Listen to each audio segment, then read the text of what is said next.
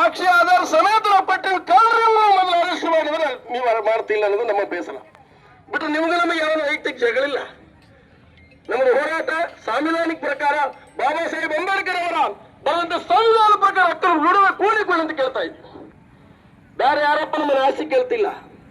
3 ತಿಂಗಳ ನಾನ್ ಸೀಸನಲ್ ವರ್ಷ ಪೂರ್ತಿ ಕೆಲಸ ಅಂತ ಹೇಳಿ April May June 2025 April May June ಈ 3 ತಿಂಗಳ ಅಂದ್ರೆ 80 ದಿನ ಆಗ್ತದೆ.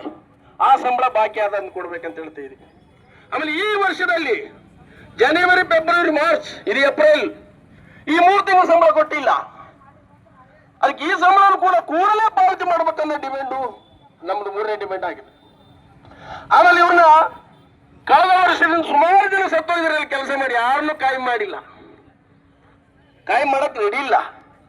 ಸರ್ಕಾರ ಏನ್ ಹೇಳ್ತದೆ, ಕೆಲಸ ಕಾಯಂ, ಕೆನಾಲ್ ಇರೋದು ಕಾಯಂ, ಡ್ಯಾಮ್ ಇರೋದು ಕಾಯಂ. ಏನ್ ನಾಳೆ ಮಾಯ ಬಿಡ್ತಾನೆ, ಡ್ಯಾಮ್ ಇಲ್ಲಲ್ಲ, ಕಾಲುವೆ ಮಾಯ ಆಗಲ್ಲ. ರೈತರಿರೋದು ಗೊತ್ತು, 6-7 ಲಕ್ಷ ಹೆಕ್ಟೇರ್ ನೀರು ಉಳಿಸೋದು ಈ ತುಂಗಭದ್ರಾ ಎಡದಂಡೆ ಕಾಲುವೆ ಅಪ್ ಟು ಮುಂಡ್ರಾಬಾದ್ರಿಂದ ರಾಯಚೂರುವರೆಗೂ. ಅದಕ್ಕೆ ಈ ಒಂದು ಜನರ ಜೀವನ ಅಡಿ ಕಾಯುವುದು, ಡ್ಯಾಮು ಕಾಯಮು, ಕೆಲಸ ಕಾಯಮು, ಅಧಿಕಾರಿಗಳು ಕಾಯಮು, ಹೊಲ ಭೂಮಿ ಎಲ್ಲ ಕಾಯಮು. ಆದ್ರೆ ಇದರಲ್ಲಿ ಕೆಲಸ ಮಾಡುವಂತ, ಇದರಲ್ಲಿ ನೀರಾವರಿ ಸೌಡಿ, ಗ್ಯಾಂಗ್ ಮ್ಯಾನ್, ಡ್ರೈವರ್ ಇತರೆ ಕೆಲಸ ಮಾಡುವಂತ ಕಾರ್ಮಿಕರು ಯಾಕೆ ಕಾಯಮಿಲ್ಲ? ಇದು ಯಾವ ಕಾನೂನು? ದುಡಿಸ್ಕೊಳ್ಳೋದು, ಜೀತ ದುಡಿಸ್ಕೊಳ್ಳೋದು, ಪೇಮೆಂಟ್ ಕೊಡಲಾರದೆ ನಮ್ಮ ಕಾಯಂ ಮಾಡಲಾರದೆ ಇವತ್ತು ನಿರ್ಲಕ್ಷ್ಯ ವಹಿಸಿರುವುದಕ್ಕೆ ಇವತ್ತು 1970ರ ಗುತ್ತಿಗೆ ಕಾರ್ಮಿಕ ನಿಯಂತ್ರಣ ಕಾಯ್ದೆ ಉಲ್ಲಂಘನೆ ಮಾಡ್ತಾರೆ, ನಿಷೇಧ ಮಾಡಿ ಗುತ್ತಿಗೆ ಕಾರ್ಮಿಕರ ಕಾಯ್ದೆ ಅಂತ ಹೇಳ್ತಾರೆ.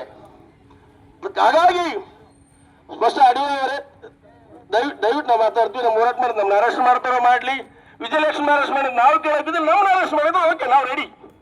ಯಾಕ್ರಿ ಬಯಲಾಗಿದ್ದವ್ರೆ ಜೈಲಾಗಿದ್ದೀವಿ, ನಾವು ರೆಡಿ. ಇಲ್ಲಿ ಊಟ ಇಲ್ಲ ನಮಗೆ, ಅಲ್ಲೇ ಒಂದು 3 ಹೊತ್ತು ಊಟ ಕೊಡ್ತೀರಿ ನೀವು.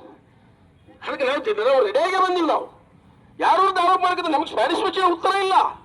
ಬಿಸಿಲಾಗ ಹೋರಾಟ ಮಾಡ್ರಿ, ಕೂಗ್ರಿ, ಅರಸಿ, ನಮ್ಗೇನು ಚಟ ಅಲ್ಲ ಇದು ಹೋರಾಟ. ದಯವಿಟ್ಟು ಪೊಲೀಸ್ ಅವ್ರು ಅರ್ಥ ಮಾಡ್ಕೊಳ್ಳಿ, ನಮ್ಮ ಸಮಸ್ಯೆ ಅರ್ಥ ಮಾಡ್ಕೊಳ್ಳಿ. ಒಂದು ಇಂಚ್ ಆದ್ರೆ ನಮ್ಮ ಪರವಾಗಿ ಕೆಲಸ. ಇಲ್ಲಿ ಕೂಲಿ ಯಾರು ಕೊಡಿಸ್ರಿ ಈ ವರ್ಷದ್ದು, ಇಲ್ಲಿ 3 ತಿಂಗಳು ಪೇಮೆಂಟ್ ಯಾರು ಕೊಡಿಸ್ರಿ 80 ದಿನದ್ದು ಹೋದ ವರ್ಷದ್ದು. ಇಲ್ಲೊಂದು FIR ತಗೊಂಡು ಬರಿ, FIR ಮಾಡಿದ್ಮೇಲೆ ಆಮೇಲೆ ಇನ್ವೆಸ್ಟಿಗೇಷನ್ ಅಂತ ಇನ್ವೆಸ್ಟಿಗೇಷನ್ ಮಾಡಿ FIR ನಿಮ್ಗೆ ಗೊತ್ತಿದೆ ಕಾನೂನು. ಫಸ್ಟ್ FIR ಫಸ್ಟ್ ಯಾರು ಅಂದಂಗೆ ಅದು ಗಾಯ ಆಗಿದೆ ಮಲ ಮಸಿಬಿಡೋಕೆ ಫಸ್ಟ್ ಯಾವ ಮಲಮೋ ಎಲ್ಲಿ ಆಗಿದೆ ಏನು ಗೊತ್ತಿಲ್ಲ. FIR ಪ್ರಥಮ ವರ್ತಮಾನ ಪತ್ರಿಕೆ. FIR ಆದ್ಮೇಲೆ ಇನ್ವೆಸ್ಟಿಗೇಷನ್ ಪೆಂಡಿಂಗ್ ಮೇಲೆ FIR ಮಾಡ್ಬೇಕಂತ ಅದ. ಮಾಡಕ್ ರೆಡಿ ಇಲ್ಲ ನೀವು, ಯಾರೇ ಇರಲಿ. ಅವ್ರು ಕಾನೂನಿಗಿಂತ ಯಾರು ದೊಡ್ಡವರು? ವಿಜಯಲಕ್ಷ್ಮಿ ದೊಡ್ಡವನಲ್ಲ, ನಾನು ದೊಡ್ಡವನಲ್ಲ, ನೀವು ದೊಡ್ಡವಲ್ಲ, ಯಾರು ದೊಡ್ಡವಲ್ಲ. ಕಾನೂನು ಎಲ್ಲರಿಗೂ ಒಂದೇ. ಡಾಕ್ಟರ್ ಬಾಬಾ ಸಾಹೇಬ್ ಅಂಬೇಡ್ಕರ್ ಕಾನೂನು ಎಲ್ಲರಿಗೂ ಒಂದೇ. ವಿಜಯಲಕ್ಷ್ಮಿ ಗೊಂದು, ಶ್ರೀರಾಮಗೊಂದು, ನಮಗೊಂದು, ನಿಮ್ಗೊಂದಿಲ್ಲ. FIR ಮಾಡಿ, ತಪ್ಪುನೋ ಸರಿನೋ ತನಿಖೆ ಮಾಡಿ ರಿಪೋರ್ಟ್ ಮಾಡಿ ಕೊಡಿ ನೀವು.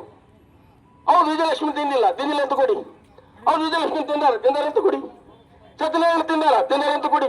ಸತ್ಯನಾರಾಯಣ ತಿಂದಿಲ್ಲ ಅಂತ ಕೊಡಿ. ನಾವಲ್ಲ ಬರೀ ಅವ್ರ ಕಾಗದ ಪತ್ರ, ನಾವು ಆರೋಪ ಮಾಡ್ತಾ ಇದ್ದೀವಿ, ಗಂಭೀರ ಆರೋಪ ಮಾಡ್ತಾ ಇದೀವಿ. 1,10,00,000 ಕಾರ್ಮಿಕರಿಗೆ ಬರುವಂತ ಕೂಲಿ ಹಣದಲ್ಲಿ ಲೂಟಿ ಮಾಡುವಂತ ಆರೋಪ ಮಾಡಕತ್ತೀವಿ. ನೀವು ತನಿಖೆ ಮಾಡಿ. ನಾವು ಕಾಗದ ಪತ್ರ ಕೊಡಕ್ಕೆ ಹಿಡಿದೀವಿ, ನಾವು ದಾಖಲಾತಿ ಕೊಡಕ್ಕೆ ಹಿಡಿದೀವಿ.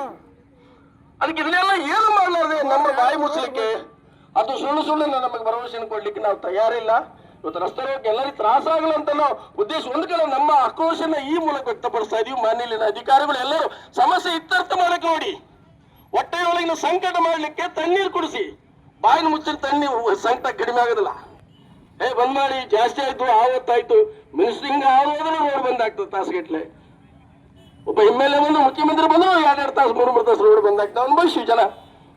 ಆಂಬುಲೆನ್ಸ್ಗೆ ಎಮರ್ಜೆನ್ಸಿ ತುರ್ತು ಖಂಡಿತ ಪಡ್ತೀವಿ. ನಾವು ಮನುಷ್ಯರೇ, ನೀವು ಮನುಷ್ಯರೇ. ಅದಕ್ಕೆ ನಮ್ಮ ಸಮಸ್ಯೆನ ಗಂಭೀರವಾಗಿ ಪರಿಗಣಿಸಿ ಜಿಲ್ಲಾಧಿಕಾರಿ ಕರೆಸಿ ನೆಗೋಸಿಯೇಷನ್ ಮಾಡಿಸಿ ನಾವು ಹಿಡಿದೀವಿ. ಎಷ್ಟು ಸಾಲ ತಿರಬೇಕು ಮಾನ್ಯ ಜಿಲ್ಲಾಧಿಕಾರಿ ಇವ್ರ ಹತ್ರ, ನಿತೀಶ್ ಕುಮಾರ್ ಹತ್ರ ನಾವು ಭೇಟಿ ಆಗಲಿಕ್ಕೆ. ಎಷ್ಟು ಬಾರಿ ನೀರಾವರಿ ಮಂತ್ರಿ ಭೇಟಿ ಆಗ್ಬೇಕು, ಎಷ್ಟು ಬಾರಿ ಸಂಬಂಧಪಟ್ಟ ಮಂತ್ರಿಯವರಿಗೆ ಭೇಟಿ ಆಗ್ಬೇಕು. ಅದಕ್ಕೊಂದು ಇತ್ಯರ್ಥ ಮಾಡಿ. ನಿಮಗೂ ಪ್ರಜಾಪ್ರಭುತ್ವದ ಅಡಿಯಲ್ಲಿ ನಾವು ಬದುಕ್ತಾ ಇದೀವಿ. ಜನರ ಸಮಸ್ಯೆ ಇದು ಎಸೆನ್ಸಿಯಲ್. ಈ ನೀರಲ್ಲಿ ಬೆಳೆ ಎಲ್ಲ ಸಾಯ್ತಿದ್ದಾರೆ, ಗುಳೆ ಹೋಗ್ತಾರೆ, ಬೆಂಗಳೂರು ಹೋಗ್ತಾರೆ, ದುಡ್ಡು ಕೂಲಿ ಇಲ್ಲ ಅಂದ್ರೆ ಎಲ್ಲಿಗೆ ಹೋಗ್ಬೇಕು? ಅವ್ರು ನೇಣು ಹಾಕೋ ಸ್ಥಿತಿ ಆಗಿದೆ. ಹಾಸ್ಪಿಟ್ಲಿಗಿಲ್ಲ, ಹೆಣ್ಣು ಮಕ್ಕಳು ಊಟಕ್ಕಿಲ್ಲ. ಅದು ಯುದ್ಧ ಒಂದು ನಡೆದು ದೊಡ್ಡ ಕಥೆ ಆಗ್ಯದ. ಆ ಯುದ್ಧ ಒಂದಿಲ್ಲ, ನಮ್ಗೆ ಯುದ್ಧದ ಪರಿಣಾಮ ಗಂಭೀರ ಸ್ಥಿತಿ ಕಾರ್ಮಿಕರು ಎದುರಿಸ್ತಿದ್ದಾರೆ. ಕೂಲಿ ಇಲ್ಲ, ಕೆಲಸ ಇಲ್ಲ. ಅದಕ್ಕೆ ಈ ಪರಿಣಾಮನ ಮನುಷ್ಯತ್ವದಿಂದ ಅರ್ಥ ಮಾಡ್ಕೊಳ್ಳಿ. ಇದು ಯಾರ ಪರ ಯಾರು ವಿರೋಧ ಪ್ರಶ್ನೆ ಅಲ್ಲ. ಕಾನೂನಾತ್ಮಕವಾಗಿ ಸಂವಿಧಾನಾತ್ಮಕವಾಗಿ ನಮ್ಮ ಸಮಸ್ಯೆನ ಇತ್ಯರ್ಥಪಡಿಸಲಿಕ್ಕೆ ಮುಂದಾಗಿ ಇಲ್ಲಿ ಏಕದಮ್ ರಸ್ಸಿ ಬರ್ಲಿಕ್ಕೆ ನಾವೇನು ಹುಚ್ಚುದ ಅಲ್ಲ, ನಮಗೇನು ತಲೆ ಕೆಟ್ಟಿಲ್ಲ. ನಮ್ಮ ನ್ಯಾಯಯುತ ಬೇಡಿಕೆ, ಸಾಂವಿಧಾನಿಕ ಬೇಡಿಕೆ, ಅದಕ್ಕೆ ಈ 3-4 ಬೇಡಿಕೆಗಳನ್ನ ತಹಶೀಲ್ದಾರ್ ಬಂದಾರೆ, ತಹಶೀಲ್ದಾರ್ ಕಳಿಸಿದ್ದಾರೆ. ಏನ್ ಮಾಡ್ತಾರೆ, ನಾವು ಗಡುವು ಕೊಡ್ತೀವಿ ಮೂಲಕ, ಮತ್ತೆ ಯಾರು ಮಾತಾಡಲ್ಲ. ನಾವು ಗಂಟೆಗಟ್ಟಲೆ ಮಾತಾಡ್ತೀವಿ. ನಾವು ಮಾತಾಡ್ಬೇಕಾದ್ರೆ 3-4 ಸಮಸ್ಯೆ ಅಷ್ಟೇ. ನಾವು ಇವತ್ತು ಈ ಒಂದು ಒತ್ತಾಯನ್ನ ತಹಶೀಲ್ದಾರ್ ಬಂದಿದ್ದಾರೆ, ಅವ್ರು DC ಸಮಕ್ಷಮದಲ್ಲಿ ಉಳಿದಂತ ಹೈಯರ್ ಅಥಾರಿಟಿ ಆಫೀಸರ್ ಮಾತಾಡ್ತಾರೋ ಏನ್ ಮಾಡ್ತಾರೋ, ನೆಗೋಸಿಯೇಷನ್ ಕೊಡ್ತಾರೋ ಗೊತ್ತಿಲ್ಲ. ಇನ್ನೊಂದು 6-10 ದಿನ ಹೊರಟೆ ಅಡಿರೋವರೆ